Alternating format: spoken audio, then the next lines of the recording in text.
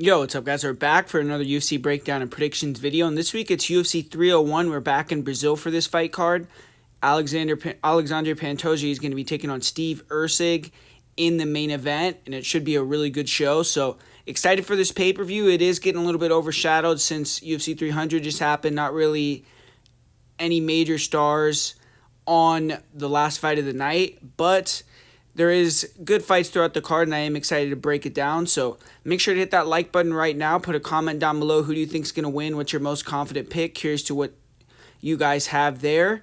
And besides that, man, if you're looking for extra bets, extra content, go to patreon.com/MMA Prediction Guru. We're coming off a really good week last week where we won 10 units profit. I believe a little bit over 10 units profit, if I'm remembering correctly. And we're going to be looking to do the same this week. I already got a bet for LFA. Going to be looking at a couple other bets that I'm going to have tomorrow. And then obviously I have some UFC bets.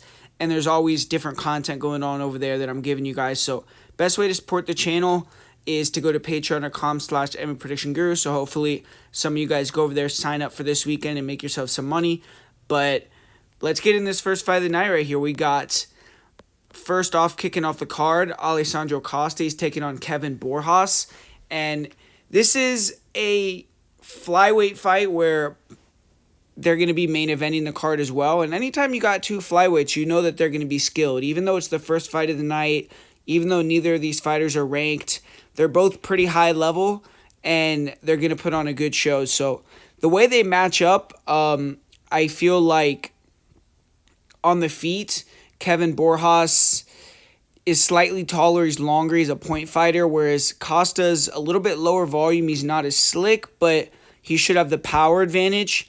Borjas, I feel like he looked really good in his last fight. When he was fresh, he was able to use his jab really well. He landed some big punches and had good timing. He was landing 1-2s. He likes to throw the 1-2 and then rip the body. And then he'll also come over the top with the left hook as well. So he mixes in step-in knees. He'll slip and roll shots pretty effectively. He is heavy on his lead leg, but it seems like he's good at checking kicks, pulling the leg back to avoid the low kicks. And when he can get backed up and in the pocket, that's where he's a little bit hittable. He could maybe slip the first couple of shots, but eventually shots tended to land. And Josh Van beat Borjas down the stretch because he slowed him down with the body shots, and that made Borjas' footwork kind of go away. And when they were in the pocket, Van was just more effective. Wrestling-wise, Borjas' wrestling looks weak. I mean, he gets taken down pretty easily whenever someone tries to take him down, but he is decent at scrambling. He doesn't accept being on his back. He's been able to sweep and get on top, but I think that Costa is going to be the significantly better wrestler, and if Costa can control Borjas, that could be huge in him taking the victory. So Borjas has to try to get up quickly if he's taken down, try to push the pace and take the decision and have a little bit better cardio than he showed in his last fight. For Costa, he's coming off a loss to Steve Erceg, who's half of the main event, so got some good experience there, but needs to bounce back. And he looked decent. I mean, he even won the second round. He dropped Erceg. But on the feet, Costa keeps a high guard. He stays out of range and then tries to explode in. So pretty defensively sound. He's powerful. He can close the distance with some big power punches. In close range, he can also land and hurt you with elbows and things like that. And on the outside, he stays active with leg kicks. I feel like he might struggle a little bit with the movement of Borjas. He did struggle with that in and out movement of Steve Erceg. And to me, this fight's going to come down to if Borjas could stick and move over 3 rounds, or if Costa can use his body lock game, get the takedowns going, get Borjas a little bit more tired, a little bit more static, and then even up the striking. I think Costa's going to be trying to throw a lot of leg kicks, which if Borjas doesn't check them as well as he has in other fights, that could be an issue too. But I think Costa needs to emphasize more wrestling in this fight, and he doesn't seem to wrestle in a lot of his fights as much as I would want to see him do in this fight. So he just needs to wrestle more here. But when he's on top, he has good control. And I don't know much about his grappling. I mean, I haven't seen him submit guys or show great grappling that way, but I'm going to edge this fight to Costa because he's fought better competition. He's more experienced. I think he's the more well-rounded fighter. And although he only has one takedown in the UFC, I think this is the fight where maybe he could lean on his wrestling more. So I'm going to say Costa goes in there and takes a close decision over Kevin Borjas in the first fight of the night.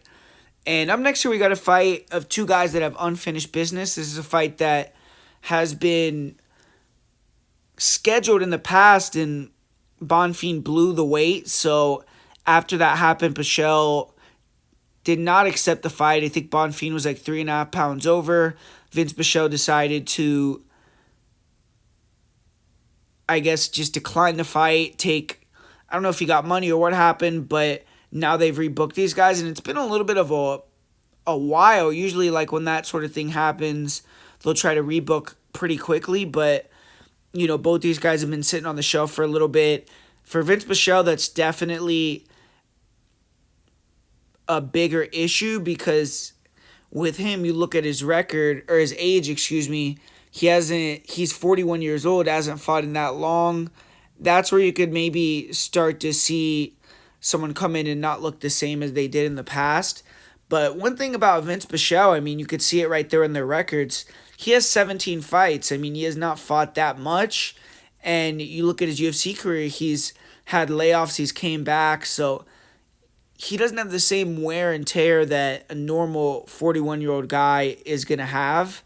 He definitely probably has more to give in his body. And you could tell, like, mentally, a lot of these guys check out mentally before they do physically. And with Vince Pichel, he loves to fight. He loves to get in there and feel the damage, give the damage. So I think that, you know, win, lose, or draw, he may be diminished athletically, but it's not going to be like he's just going to fall off a cliff, I don't think.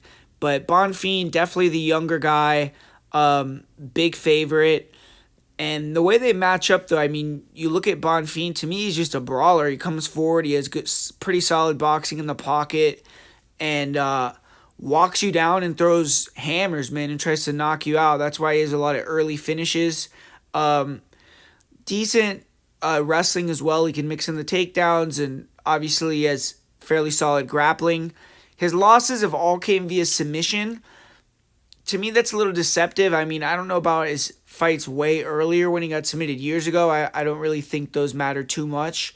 But you look at the fight with Benoit Saint Denis, for instance, kind of showed flaws in his striking as well, even though it was a submission loss, because his kick defense is not good. Like, Pichel should definitely, in my opinion, fight southpaw because he does have the ability to switch stance and spam those left kicks, man. Go to the legs, go to the body, go to the head.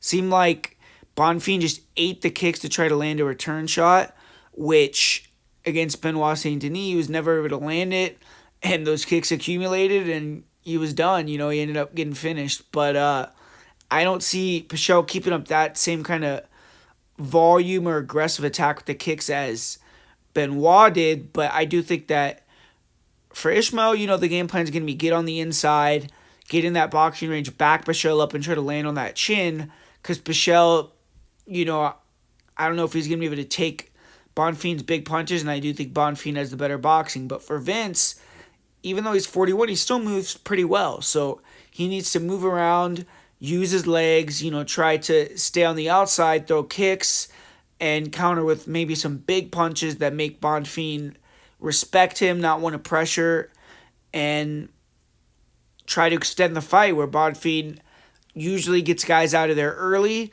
Pichel, you know, trains at elevation. He could maybe take over late. And Pichel, if he can get in top position, he probably has the ability to do well from that position because Bonfi isn't the best off of his back. But ultimately, I think that Bonfi is going to be able to back Pichel up early and probably hurt him or maybe at least dominate the first round. And I think he'll do enough to maybe win the second if he can't get the finish in the first. and then maybe Pichel will take over in the third. But either way, I'm leaning with Bonfi in either 29-28 kind of decision or early knockout win. But I think Bonfim should get the win here. I mean, it's a setup fight for him to get the job done, and I'll say he goes out there and beats Vince Pichel. And this next fight, we got Dion Barbosa. She's taking on Ernesta Karaskaite, I think. I'm not 100% sure exactly how to pronounce her name, but you look at both these girls, they're pretty solid. I feel like they're two of the better unranked flyweights in the promotion. Both fighters have potential. They just kind of need to gain that experience. For Ernesta, she is very aggressive. She's tall and lengthy. She has a 71.5-inch reach, and she's the tallest fighter that Barbosa has faced, so that is going to be a factor. And you look at Ernesta's style-wise, she's just a Terminator. She walks fighters down, takes damage to land her straight punches. She's aggressive. She throws a lot of volume. She'll throw long combos, decent kicks, and she has a really good chin, and she has great composure. She isn't a great wrestler, but she has pretty good get-ups, and she's good at making fighters work to control her. Her cardio is really good, and it's been proven over 5 rounds, so she's definitely going to look good in a 3-round fight. This fight, she's fighting probably the best grappler that she's ever fought, so it's a step up in competition. And you look at Dion Barbosa, I believe she's a very good prospect. She's athletic, she's well-rounded. Her stand-up isn't elite, but she has good footwork. She's getting better with her hands. She has power. She's good at using her length to maybe not even land the straight punches, but kind of throw them out there to threaten and then level change under them.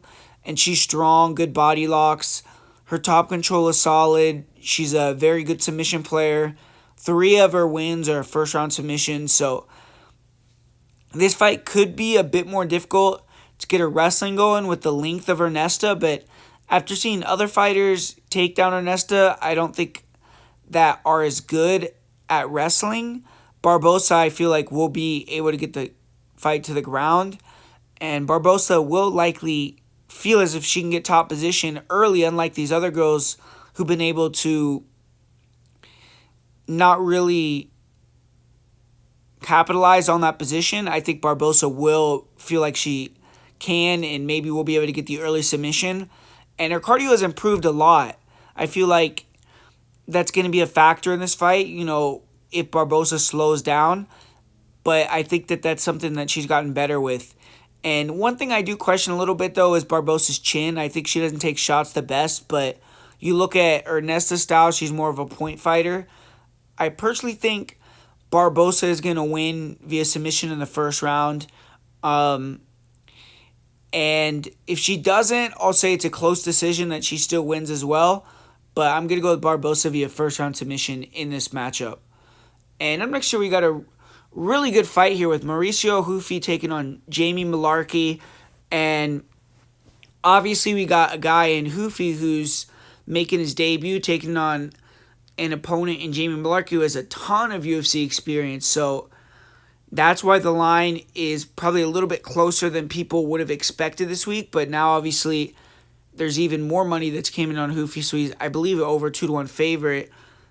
And Jamie Mullarkey, he's done well in the UFC. You can't hate on his run. But he's just taken a lot of damage at this point. And that's what people are looking at to kind of fade him. His chin isn't as good as it used to be. And that's been a big issue for him in a lot of his losses. And you look at Mauricio Hufi on the other end, he's undefeated. He is someone that is coming out of the Fighting Nerds, which they have 3 people on this card that we're going to talk about.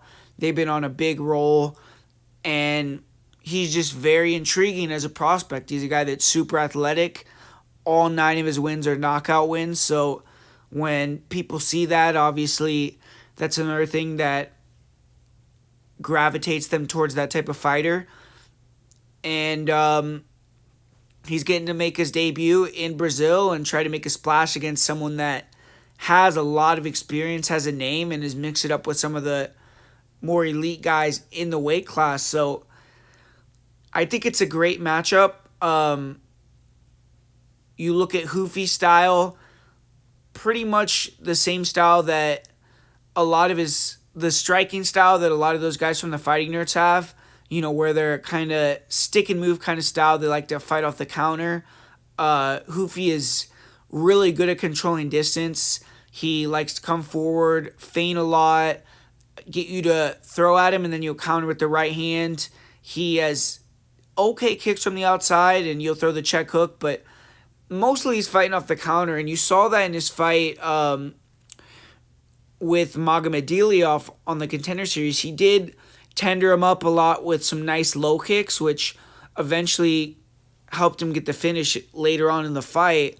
But you saw in moments where Magomedov was very tired, in my opinion, and Hoofy could have maybe pushed it and hurt him and got him out of there, or at least kind of tried to get him out of there. He just was staring and letting Magomedov off the hook, because I feel like he's just not as good when he has to go first, or he's just not as willing to go first. He's going to sit there and wait for you to throw. So his volume isn't exactly where you want it to be. And that's one thing that I would say is a negative. But everything outside of that on the feet is good. I mean, I feel like he does a good job of controlling the range. And when he's at his own distance, he's hard to hit. And he can counter you very well when you try to come forward. And his takedown defense is really good also. So that's another thing that I like about Hoofy. So those are good. It's just he can't get out-volumed in kind of a tag type of fight and lose a decision. That would be a bad way to lose. And Malarkey is the type of guy that throws a lot of volume. So it's definitely something that could potentially come into play here. But, with Malarkey, I think he's going to struggle with the range. Malarkey likes to come forward, use a lot of feints, use a lot of head movement, and be kind of awkward, and get on the inside, then go body head with strikes and kind of try to overwhelm you. And he'll also mix in takedowns. He's gotten a lot better with that. So he pushes the pace, and he also has no quit in him. I mean, you have to really beat him up pretty badly for him to get out of there. Usually it's not just like a one-shot attack that's going to knock him out. But recently, and just throughout his UFC run, he's taken a lot of damage, and that's definitely diminished his punch resistance. So his chin isn't as good as it used to be.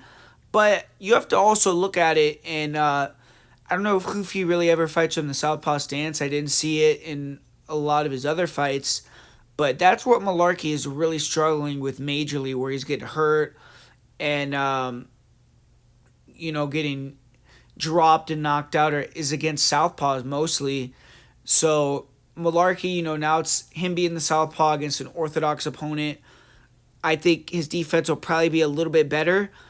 And if he's struggling with the range and maybe gets cracked a couple times early, I wouldn't be shocked to see Malarkey kind of go into more of a defensive shell and not want to get knocked out in this fight, go a little bit longer. So I'm thinking Hoofy could win his first decision in this one. I know that he has all 9 of his wins via knockout, but if he can't just one-shot Malarkey out of there, hurt him and finish him, I think he could maybe drop Malarkey a couple times and let him off the hook, let Malarkey recover and get back into the fight.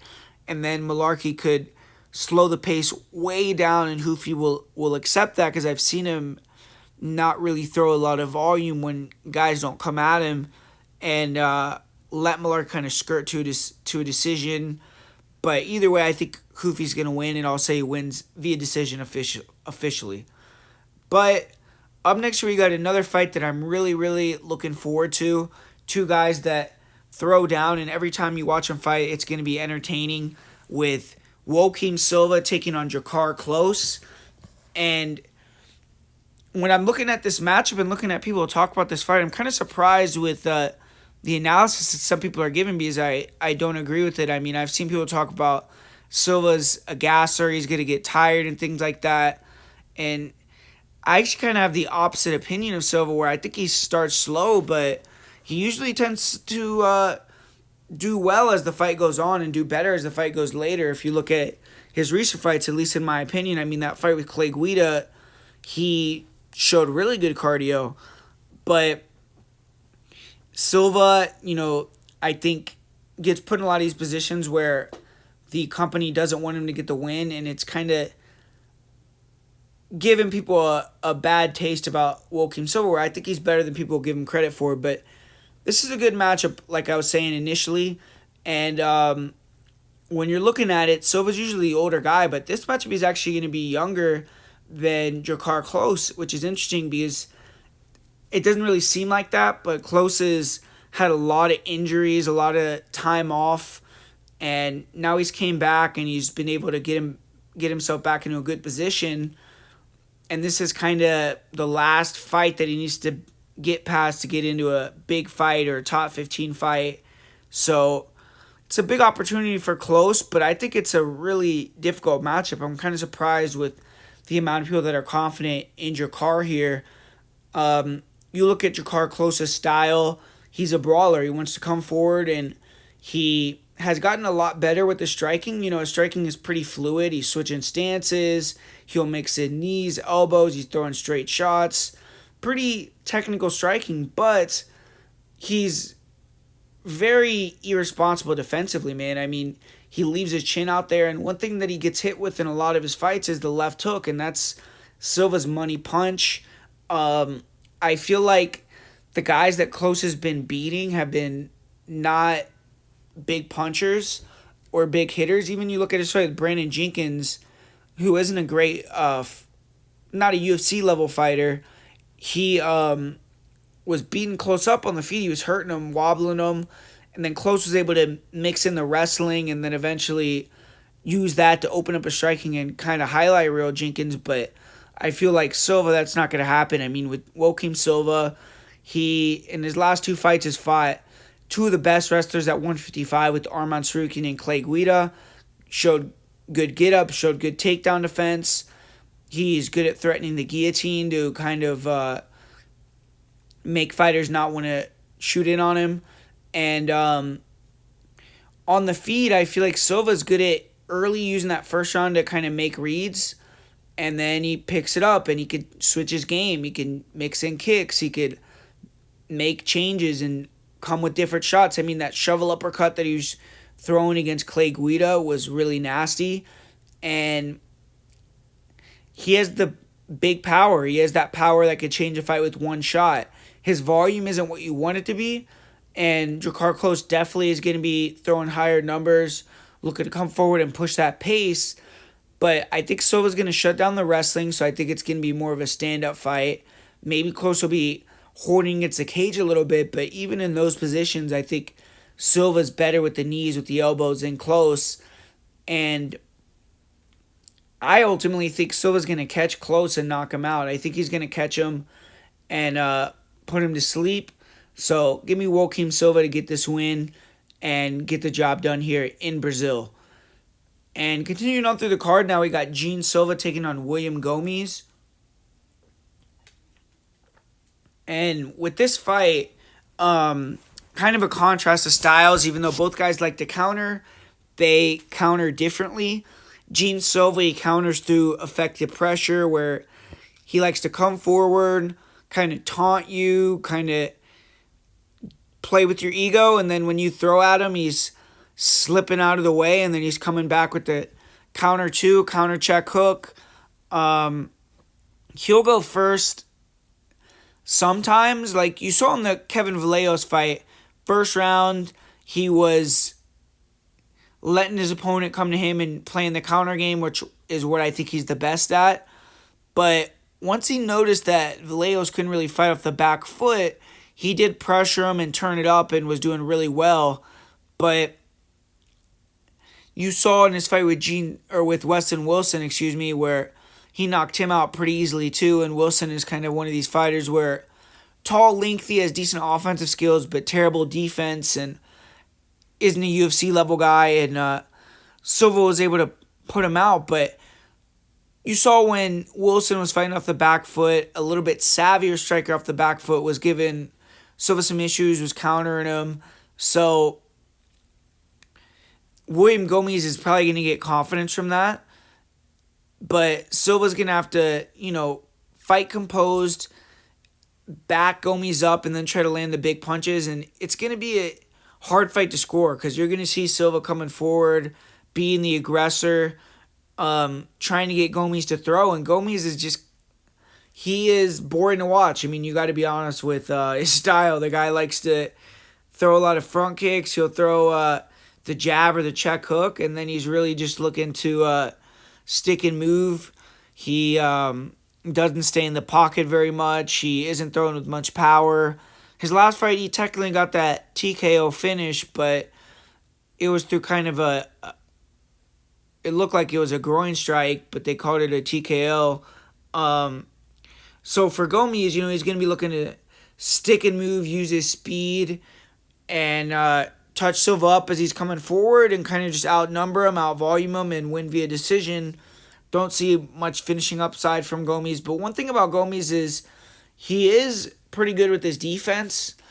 Obviously, he's risk averse, and he could take a shot fairly well. I mean, I've seen him take some big punches and not be phased too much. He's going to be the lot taller, longer, bigger guy.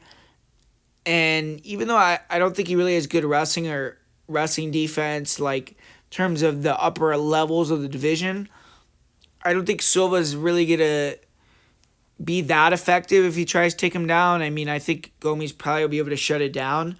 So I'm going to go with Gomes via decision, but it's a hard fight to be confident in either guy because Silva is going to be coming forward. He's probably going to be winging shots. He's going to be taunting him, and the crowd's going to be on his side. So maybe the judges will like that more than Gomes actually throwing more volume, maybe landing a little bit more, but running a lot. So I'm going to go with Gomes, but probably will be a close decision in that one. And moving on, we got a great matchup here with Elvis Brenner taking on Orai. And you look at both these guys, I mean, they've came into the UFC and made an instant impact. Even though Orai only had one fight, he fought Eros Medic, short notice. Medic is a pretty good fighter, even up at 170. He just destroyed Tim Means. And Orai was able to dominate him, take him down and just do whatever he wanted to him. And Elvis Brenner, he beat Guram Kudalazzi, and he's gotten some big wins in the UFC. Obviously, he has the shoot box backing, so definitely two guys that are getting close to those rankings are definitely just making noise in general. And the winner of this fight is going to get a big matchup next, but should be interesting. I mean, it seems like a lot of people are on Orai here, and not giving Elvis much of a chance. But I do think it's a competitive fight. I mean, on the feet, Brenner is just really wild. He kind of has that never say die style where he's coming forward, he's throwing big hooks. On the inside, he's super dangerous because he has elbows, he has knees, and he obviously has solid power. We've seen him knock guys out. Technically, I mean, he's not good defensively. Wings his punches and things like that. And Orai actually has better boxing, I would say. He throws straight shots down the middle. He's pretty clean. He actually will attack the body too. But kind of stiff and rigid, not as dynamic, whereas Brenner is bringing more of a dynamic style and using more weapons. But Orai has a great chin, man. I mean, he could just eat shots. And I feel like the straight punches will be able to land too, and he has power, so he could hurt Brenner, and it could be competitive in the stand-up.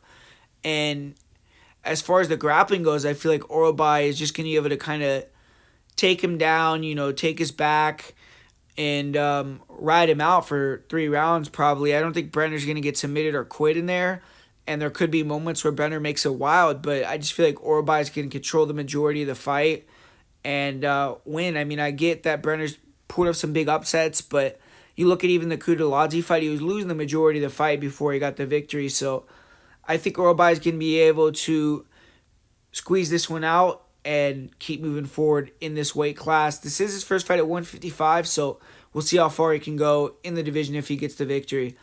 And up next here, we got a fight that I'm not going to spend too much time on. Carolina Kovalkova, she's taking on Yasmin Lucindo.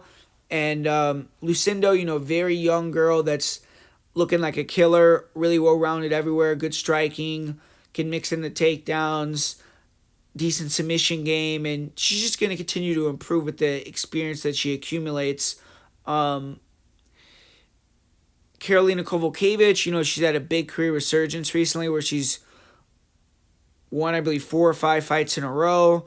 Going to American Top Team has kind of reinvigorated her career. She's gotten in a lot better shape and kind of mentally gotten back in the game a little bit. She's well-rounded too. She has power. She comes forward. She throws decent boxing combos, even though she's pretty slow and kind of very stiff. I feel like Lucinda's a lot more dynamic on the outside. Kovalkova, if she can land, she has power, and then when she can back you up, she can get you in that clinch, kind of rough you up. And more recently, she's been using a lot of wrestling. But it's obviously a sit-up fight for Lucinda to get the win. I'm going to pick her to get the win.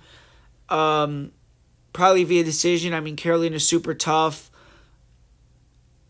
But the line's a little off. The line's wide. I just wouldn't recommend betting this fight probably. But Lucinda is going to get the job done, you'd imagine there. And this next one, Jack Shore versus Joe Anderson Brito. Interesting matchup. Joe Anderson Brito, I believe, is one of the biggest, most physical, explosive, athletic 145ers in the weight class. And then you juxtapose that with Jack Shore, who's a former 135er moving up that I think is one of the least physical guys at 145. So right away, that's a huge advantage for Brito. And technically, though, Shore, I feel, is probably the superior fighter. If you look at it like that, like if you're saying who has more technical striking, Jack Shore, his footwork is probably better. He pops the jab. He is feinting well, and he has good skills. But, it doesn't matter if someone doesn't give a fuck, walks you down and just throws a big overhand and clips you, drops you, and knocks you out. So at some point, physicality has to come into play. And I feel like on the feet, Burrito's just kind of a guy comes forward, throws the 1-2s, throws the big overhand, will mix in some kicks, get wild, but obviously as he gets tired, he gets more sloppy. And I just don't see him respecting Jack Shore. Jack Shore may be able to get some jabs off, may be able to get some counter punches off, front kicks, things like that, but I feel like Burrito's going to eat him and walk through those. And Shore was a big physical guy at 135 where he could hit body locks, he could take the back, he had a lot of rear naked choke wins. But he wrestled a lot of UK guys, no offense, but now he's wrestling Burrito, who's a freaking brick wall. And at 35, it's a big difference. I feel like with Burrito, we've seen him face good grapplers, and he's done a pretty good job most of the time, and I feel like he could even take Shore down. So ultimately, I feel like Burrito's going to knock out Shore or drop Shore and submit him. Even though I think Jack Shore is a good fighter, I think he should go back down to 135. So that's kind of how I see it, and I think Joe Anderson Brito is just going to out-physical him and get the win inside the distance there. And kicking off the main card, we got Kyle Barallo and the last of the Fighting Nerds taking on Paul Craig. Another fight where don't have a big breakdown for this one. I feel like Barallo is better everywhere.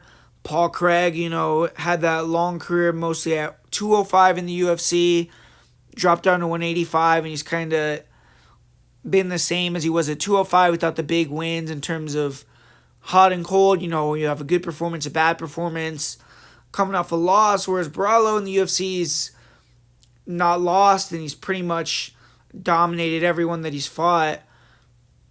And style-wise, I just don't see a lot of avenues for Paul Craig. Kyle, he fights smart. He has a really good grappling background and grappling pedigree where he's been grappling for years. He's been training with Damian Maia and things like that. So I just don't see Paul Craig catching him in a submission. And on the feet, in terms of the striking, Kyle has the better striking. He might be low volume and kind of boring striking style, but he's going to have the much better striking, be the better athlete in comparison to Paul Craig.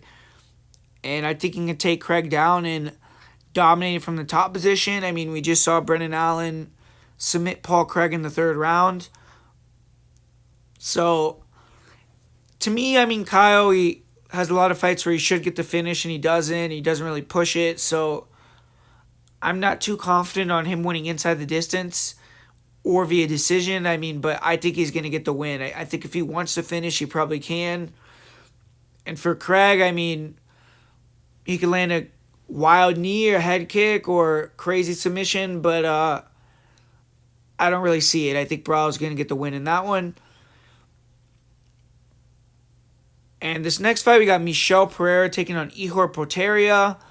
Another fight that I think is a pretty easy fight to break down, pretty easy fight to call with Potieria going in there and getting the win. I feel like, you look at Potieria getting the win, Michel getting the win, excuse me.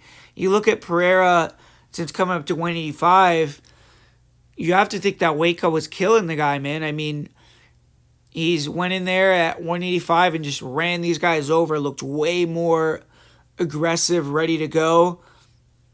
And I just don't see that changing here. Potieria, he looked decent in his last fight where he almost got finished early and then kind of found his range and kind of picked apart Robert Breshik. But I just feel like Pereira is going to go out there and do what he does. He's going to either steamroll him early with his striking, which I think he could easily do. I just think Potieria is a little bit too hittable. Pereira hits like a truck, and if he lands too much, Potieria is going to get knocked out or hurt badly. And if Pereira gets on top of him, I think he can end the fight from there pretty easily. So I think Pereira is going to get the job done in this one. It's just to me if he's going to win in the first round or the second round. I think he's going to get the job done inside the distance, though. And Michel Pereira is a pretty confident pick for me in this spot. And I'm next here, Anthony Smith versus Vitor Petrino. I'm not one of these people that are super intrigued by Petrino as a prospect. I feel like he is a little bit overrated. He's an exceptional athlete. I mean, the guy's one of the best athletes at light heavyweight, but skills-wise, I just don't really see a lot from him. I mean, he's a low-volume striker with a really good left hook and big power, but outside of the left hook, I mean, what does he really throw on the feet? I mean, he throws some teep sometimes and things like that, maybe a big right hand, but primarily just a guy that looks for the check hook and just waits on that strike, and then he uses kind of flurries or his explosiveness to back you up and then take you down, and he can time his takedowns really well too, which is, I'm more impressed with the guy's wrestling timing, where he's timing these takedowns, he's hitting these body locks, hitting these doubles, and then he can kind of wrist ride these guys, can control them, grind them out. He's not a big finisher to me on the ground, but he can kind of just dominate you from that top position. And I'm sure as he continues to get better, maybe those finishes will start to come. But you've seen bad stuff too, like his defense on the feet with straight punches is not the greatest. Anthony Smith is someone that throws nice 1-2s down the middle. He's a tall guy, long guy. And I feel like Anthony could land those front kicks to the body. Another thing about Petrino is he's very heavy on his lead leg too. Anthony Smith, most of the time when you talk about his fights, you have to worry about him getting his leg chopped off. But Petrino, I've never seen him throw leg kicks. And with Anthony Smith, I think he could actually maybe potentially get his own leg kicks off in this one. So the striking, I think, is going to be competitive. I feel like Anthony Smith could even be winning the striking by a decent clip and then get hurt and rocked and kind of blow the fight just with a couple bad moments. Another thing about Petrino is you saw in that Turkali fight, he was like letting Turkali get to the back standing so easily, and that's making me a little bit nervous. I mean, if he does that with Anthony Smith, that Smith can get to his back and get him down, that's a bad position to be with someone like Anthony Smith. So if Anthony Smith was a little bit younger didn't have this wear and tear, didn't just get knocked out 5 months ago in the Roundtree fight, I would say he has a really good chance to win this one, especially at the odds where they currently are. But it's just hard for me to pick him with all the damage that he's taken, and I just don't trust him at this point. I don't know if he's going to really go for it. I feel like he's getting a little bit more gun shy in these fights. He's tough. I mean, I think he's going to mitigate a lot of the damage on the feet with that high guard, and I feel like even if Petrino gets a couple of takedowns, I don't think he's going to do much from that top position, or at least not in terms of finishing Smith. So maybe Petrino via decision. But yeah, I think this is a fight where Petrino should win and probably will win, so I'm going to go with Petrino. And co-main event here, Jonathan Martinez taking on Jose Aldo. And hell of a fight right here. I mean, with Aldo coming back, making his return, and they're not giving him a cupcake opponent. They're giving him a guy that is on a big streak right now and is actually favored to take Aldo out. But you look a little bit deeper, at the matchup stylistically a little bit, and you do kind of see how it's a favorable matchup for Aldo. And I do think there's a lot of weird things that are being said this week, like in terms of Aldo and his retirement and all that, because he still fought 3 times last year. I mean, you got to add that into the narrative, right? Even if it was boxing, kickboxing, whatever it was a boxing fights. But he still got in shape. He weighed in, kept his weight down, fought 3 times, probably stayed disciplined, all that stuff. So you're not getting a guy that, in these 2 years off from MMA competition is gained weight and had to drop weight, was out of the gym. No, I mean, you're not getting any of that. So I think the retirement isn't a big deal. I mean, even the layoff, I don't see it as a big deal. If anything, I think it's a positive because he stayed active in the gym, he stayed in shape, and he let his body rest a little bit and kind of only focused on one thing, and it wasn't as kind of bad on his legs and probably different things that he's having issues with potentially. So another thing that I think Aldo has motivation coming into this fight with is he's lost the last 2 times that he's fought in Rio. He lost to Holloway and Volkanovski. So I feel like he wants to go out there, last fight on his UFC contract, and get the win in his hometown, Rio de Janeiro, and leave on a high note. So I do think he's going to come in shape. And another thing you have to really, I'm not throwing any accusations out there. I mean, you could say what you want, but there's no testing either. I mean, he probably didn't have to do like a 6-month USADA pool testing to come back. So we could see a great version of Aldo too. I mean, you really don't know to me. But I feel like at minimum, we're going to get the same Aldo that we saw a couple years ago. So it's going to be, if you think Martinez is going to be able to beat that level of guy, which Jonathan Martinez, to me, this is a huge step up in competition from who he's been fighting. I mean, he's been fighting guys with kind of relatively the same level of experience as him outside of Cub and maybe a couple other names that you could pluck out of there. But he's also been more of an apex fighter, where now he's coming to Brazil. It's going to be the co-main event. There's going to be 20,000 Brazilians in there screaming at him.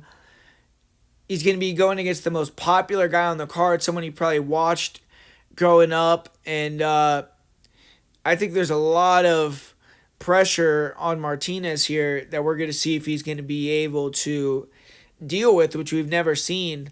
So, yeah, I'm really intrigued by this matchup. And style-wise, I mean, I think it's, I don't know, maybe I'll look dumb, but I feel like it's a kind of an easy style matchup for Aldo. I mean, you look at Martinez, the guy's a really good leg kicker, but Aldo, he's not going to get those leg kicks off on him, man. The guy checks leg kicks so well. He's like one of the best at kick defense in MMA history. So I feel like he's going to probably be able to shut down the kicking game of Martinez.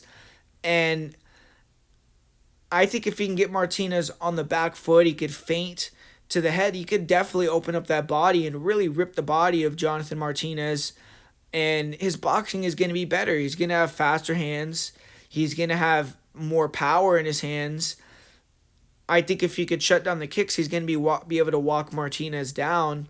So on the feet, I feel like Aldo is going to probably have a solid advantage in this fight. I think he's going to be able to defend all the strikes that Martinez throws pretty much. I mean, head movement is nasty for Aldo. I mean, the guy defensively is just incredible. And, I mean, Martinez doesn't have much of a grappling threat. I don't think he could take him down, but you've seen in other fights where recently with Aldo, he's lost by just getting kind of stalled out against the cage. That's what Volkanovski did to him. That's what Merab did to him in his last MMA fight. But, I mean, is Martinez going to do that? We've never seen it before. I guess in the Said Nurmagomedov fight, he had some periods of clinch control. But I just feel like Aldo's going to be able to shut down that kicking game, walk him down, get in a boxing range, attack the body, land to the body, open up headshots, probably hurt Martinez. Martinez, I don't think he's going to be able to control him against a cage. I don't think he's going to be able to match him in terms of boxing acumen. And I feel like Aldo's going to get this one done. I think he's going to get it done looking pretty good too, and he's going to have some leverage, and we'll see if he wants to come back to the UFC or go back and box or do something else. So I'm thinking Aldo's going to get this one done and win this fight right here.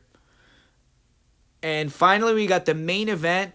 We got Alexandre Pantoja, who pretty much was begging to be on this fight card, and he got his wish as the main event of UFC 301 in his home country, taking on Steve Erceg, a guy that has been much maligned. You know, people haven't liked that he's gotten this title shot.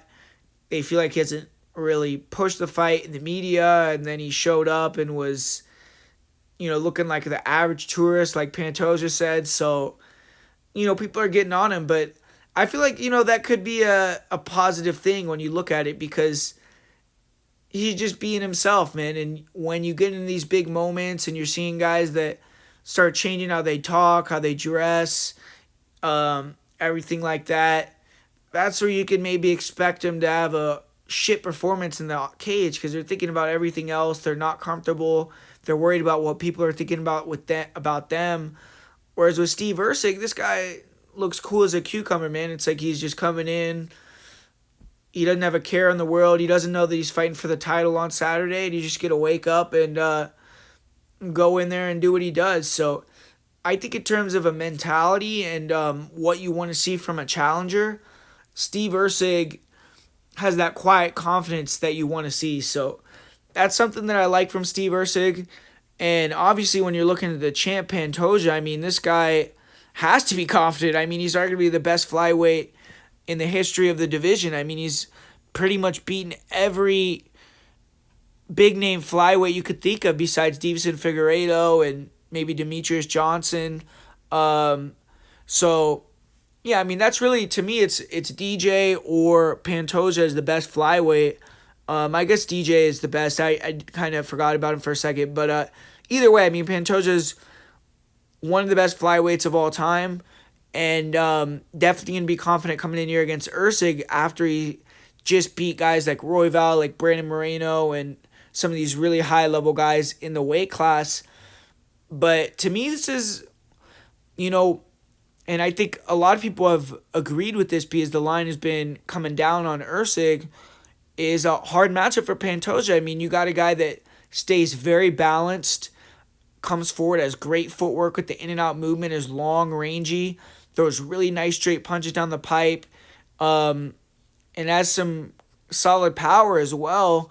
And I feel like he's someone that's a little bit cleaner and less wild than a Royval, and he has better boxing and hands than someone like Brandon Moreno, where maybe not better hands, but just a little bit more composure than both those guys, where he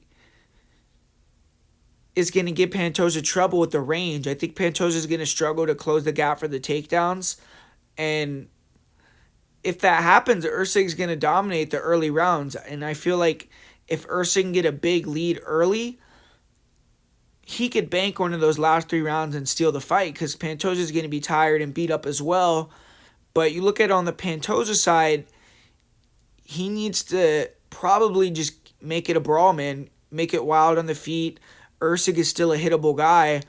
And if he can make it a brawl on the feet, maybe land a few shots on Erceg and then get the takedown, get to the back, find that submission, or if he can get to the back, usually backpack and win that round, then I think Pantoja could win that way. But I think this is a hard fight for Pantoja. And another thing is, this guy's been super active, man. I mean, this can be, his 4th 5-round fight in like a year. So I think he maybe pushed it a little bit to fight on UFC 301. Maybe he should have taken a little bit longer a break after the Royval fight. And I think this is just a difficult matchup in general, just because Erceg is going to keep the distance well. He's going to fight composed. I do think even if he gets taken down, he'll be able to survive. And if he can reverse and get on top or get back to his feet after he gets taken down a couple times, then you're going to see Pantoja getting really tired. And I think when Pantoja gets tired and wild, maybe some of these other opponents have gotten overzealous and made mistakes, and Pantoja capitalized and got his win back, where Steve Erceg, I think he's going to stay calm when he sees him tired and just keep winning, pick his shots, maybe get him out of there or win a decision. So I'm leaning towards the underdog here and Steve Erceg to come in here and get the job done in Brazil. So Steve Erceg is going to be the pick for me in the main event. And Pantoja, man, I mean, the guy's never been finished. He has an elite chin. One of these days, he's going to get cracked and knocked out. So maybe it'll be this fight, but I'll say Steve Erceg wins this one via decision. So there you have it, guys. It's a full card breakdown predictions video for UFC 301. As far as more things on the channel, tomorrow I am going to be going live Friday, 9 p.m. Pacific time. Me and Fitz are going to be going live. We're going to be doing a betting breakdown for this fight card, so make sure to come join us for that. And as far as my part of the week, my most confident pick goes, for my most confident pick, I'm going to go with Caio Borralho. For the parlay of the week, I'll say Mauricio Hufi, Caio Borralho, and Michelle Pereira. And besides that, guys, go to patreon.com/StreamPredictionGuru to get access to my bets, to get access to more content, to help support the channel. I would really appreciate it. And hit that like button. Besides that, I'll talk to you guys soon, and I'm out.